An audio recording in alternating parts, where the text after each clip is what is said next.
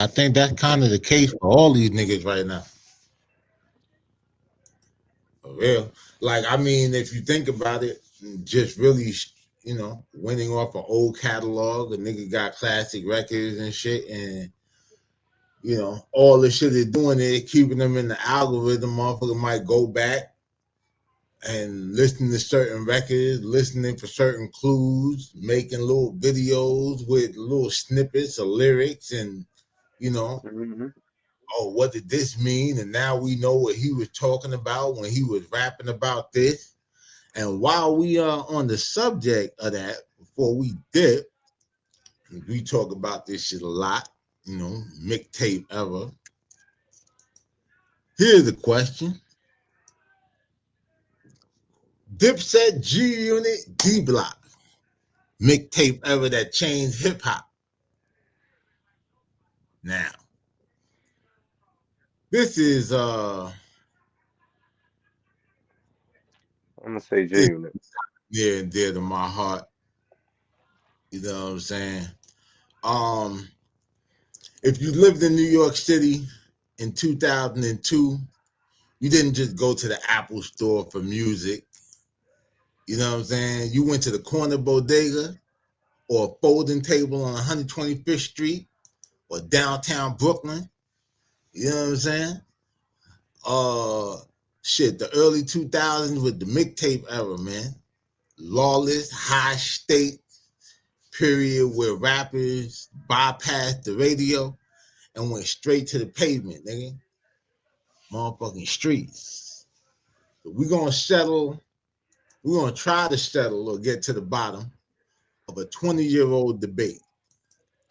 Who really started the artist-driven mixtape music movement?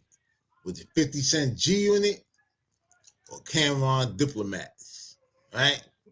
50 Or did Cent J Unit. they actually lay the blueprint first? We're gonna go to the receipt. Now, as far as who was first, timeline wise, there was a lot of revisionist history here. So we're gonna look at the dates. Now, for years, people credited 50 Cent with the mixtape formula. You know what I'm saying? And even though 50 was one of my favorites, you know what I'm saying? Like, I kind of was keeping good record at that time. And, Jim Jones had been on his press tour, attempting to set the record straight on all that shit. Now, in early 2002, like it was still the wintertime and shit. Cause I actually remember I was still going to City Ad down in like fucking like over there by like Barrack Street and all that shit, right around the corner from SOBs. Right. And I still had like I just got like a new Pele code or some shit like that. So the Diplomats released Diplomat Volume One. And this shit was revolutionary because unlike previous mixtapes where it was just a compilation of various artists by a DJ, this was an all Dipset project. Now, G Unit, like, 50 Cent and G Unit dropped 50 Cent in the future that same year in June of 2002. So they both started like the same year. Like, it's not like, oh, like, yo, you came a year after, like, pretty much. And if you remember, 50, had a whole different, thing with the delay because shit, he was healing up from being shot. Like, that nigga was just starting to, get it. He was all the way back together again and shit after that because they were talking about it took like 18 months or some shit for him to get fully, to fully recover from everything or some shit. Um, so technically, the Diplomats were first to release a group project that felt like an album. However, G Unit perfected the whole remix shit, taking the hottest beats on the radio and making it theirs. As 50 famously said, I took their beats and made it better. So it's my song now. Kind of like what I did with Get Rich or Die Mobbing. We played a couple records and shit. Y'all can go and check that shit out. Membership section. You know what I mean? Now, the impact we pretty much got to talk about global versus cultural, I guess you could say, right? Um, G Unit, like the global machine, like 50 used the mixtapes as a tactical weapon to destroy all his rivals like Ja Rule and build a brand. And the impact, was on a more commercial global scale. It's kind of like you kind of made the motherfuckers though cross over to this gritty, bulletproof style, murder rap. You know what I'm saying? And they turned that shit into a resume that forced Interscope to give 50 that $1 million deal, by way of Eminem and Dre. So without G Unit, without the G Unit mixtape, there is no Get Rich or Die Trying probably. Like not in the context of what we know today.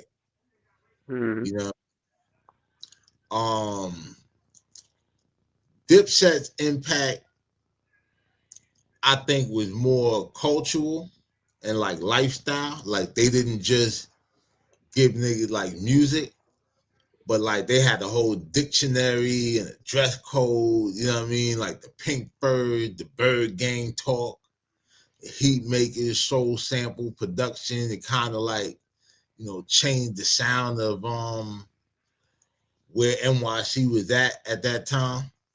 You know what I mean? Uh, G Unit won the world, but I gotta say Dipset won the hood, bro. Yeah. Cause like we were talking about when Charleston White was sitting there talking that bullshit on Say Cheese. Every place I went, niggas always ask me, yo, you ever see Dipset? Like niggas fuck with 50, but it was like they were so connected to the streets. It was like niggas expected that if you were from New York, you saw them niggas because the perception was niggas is outside every day, chilling, like you know what I'm saying? Like you could just bump into them. And for real, it was kind of like that with them niggas. It was definitely outside. Cause I think I've seen every member of Dipset on more than one occasion just on some out and about shit. I'm not even talking about, oh, it was an event, a concert, a club or some shit. I'm talking like nigga being up on 45th at like BJ's or some shit like that and, doing that shit or City Lights and all that shit that was around the corner from the spot Luca Brasi had and shit. You know what I mean? Um, cause Dipset really proved that you could be a superstar without ever, having a top 40 hit. Yeah. You know what I'm saying? Now, the lock factor. You know what I'm saying? Because we can't talk about this mixtape ever without mentioning the lock. Shout out to Jadakiss, Styles P, and Sheek Luch. You know what I mean? When Dipset and G Unit was fighting for the crown in 2002, the Locks had already set the standard for, street versus corporate. In the late 90s, for y'all that don't know, the Locks famously campaigned to leave Bad Boy. Yeah, they went out like real niggas. They ain't go to no court and try to like get no put no freako conspiracy on a nigga. None of that. You know what I mean? Cause they wanted to make that grimy street music. You know? Mm-hmm. Now, by the time 2000 hit, they were the undisputed kings of like the freestyles. If you go back and listen to them Stretch Armstrong freestyles and all that shit, them niggas is going stupid. And they still go stupid. So like we can't even talk about this shit like it's a past tense thing for real. But y'all know we going a little, we doing a little nostalgia. I mean, uh I feel like the lot is definitely for me as a lyricist and shit. Like they kind of provided the lyrical gold standard. You know what I'm saying? I feel like I feel like 50 was more so because of how he came in the game and who he came in under. I think he was just more focused on being like a great songwriter. Like we talked about, you know, he had lyrical ability because you have songs like Be a Gentleman, Baltimore Love Thing that showed that the nigga can kind of get deep with his pen. You know what I'm saying? Uh Dipset was more like, I mean, they had spitters like Cam is nice, you know what I'm saying? Jewels, like he was nice. Like I ain't gonna take that because he was spitting some shit. Uh, but you know, Cam said to him, J.R. Ryder was the best rapper in Dipset as far as like bar for bar. I could see that though. And you know, JR was running around with Fred the Godson and all that shit. Like that was the caliber of nigga that he was, you know. So naturally he gonna have a different approach to that shit. Him and Hell Rell just about to drop, or I don't know if it dropped yet, but they about to drop a project with Duke the God. And shout out to them niggas. Unless they told. I don't know. But anyway, you gotta be careful when you shout niggas out now. Um, Mm-hmm. the Lock, specifically Jadakiss, you know, reminded everybody what the you know, that, you know, the mixtape was about bars. You know, in my opinion, like Jada was one of my, you know, that's my top five. A lot top five dead or alive. Uh, you know, they were the bridge between 90s lyricism and the 2000 hustle. Like their Green Lantern tapes are still considered some of the greatest displays of like pure rapping like ever recorded. Even the shit when they were going back and forth with 50. Yeah. So now I gave that spill. So now what I want to ask you, and I'm pose this question for the audience at the same time. Who do y'all think had the biggest impact? You know what I'm saying? Like for the industry, for me, is G Unit on the industry shit. Like, you know, because it really changed not just hip hop, but how labels scouted talent and how marketing was done. You know what I mean? They turned all that like they turned the whole bootleg like street shit like to $1 billion. Well, it was already $1 billion business just at them Africans. You know what I'm saying? But you know, on the actual industry side, and for the culture, I say Diplomats. You know what I mean? Influenced, you know, a decade of fashion, slang, and even, you know, some New York identity. You know, that goddamn bird be everywhere. Like to the point where if you see somebody like that got a shirt on, like a nigga look like he into hip hop or some shit, even if it don't say Diplomat, you just like you just think, fuck are you, Dipset? If you saw somebody with a bird on their chain right now, whatever, you would think what? Just like you see the W. You know what I'm saying? And for the craft, I'm gonna say, you know, the locks. You know what I'm saying? Like keeping the art of bars alive during the time when everybody else was just chasing the club. Mm-hmm. You know what I'm saying? So that was my take on industry, culture, and you know the actual craft or whatever. So that's kind of how I wanted to get your take on the shit. I think it's June. June, G yeah, June is more known as far as more people fuck with June. Hey, everybody know of Dipset, but niggas still you can't find people that actually know their songs. Niggas still know 50 songs. Like we just said, we still play 50 today. So no, that's a fact. Yeah, that's why I said like on a global scale, like 50 had the biggest I feel like, you know, he definitely won there. Like, cause nobody else I don't think can actually compete. I mean, we just saw the numbers, you know, we just kind of went over the numbers and shit like that. Like this nigga shit is still streaming like new. You know.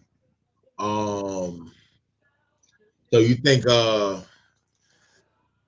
do you think that Dipset had do you think that 50 had a bigger impact like on the hood, like just local, like in New York, or do you think that Dipset was the bigger Nah, movie? nah.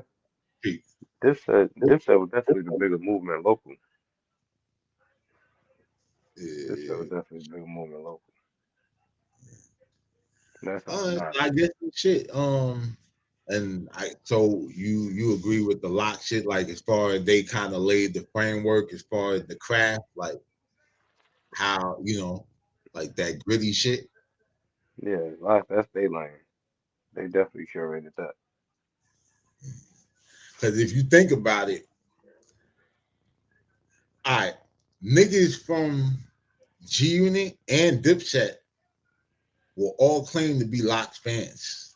Yeah, So they definitely would like the blueprint. You know what I mean? Like because they were doing like mixtape type shit. They just didn't do the whole group shit, like you know what I'm saying, like the whole artist driven shit like that. But as far as how to craft mixtape style records, they definitely wrote the book on that shit. I feel like as far as what we know it to be today. You know what I mean? But one thing for sure, two things for certain, man. In the end, New York won. We got three distinct empires that ensured the rotten apple was the center of the universe for 5 straight years. You know what I mean? But like I said, I want to hear from y'all, man. In 2003, if you had to pick one CD from the Mixtape Man, was it a G Unit radio tape, a Dipset volume, or a D Block joint with Green Lantern? What's your favorite mix? Drop your favorite mixtape in the comments. And if you want to see a deep dive on the 50 Cent versus Cameron beef that followed this whole era, let us know that shit in the comments too, man. And we're gonna get the business clear for y'all, as always. Great visuals and all that.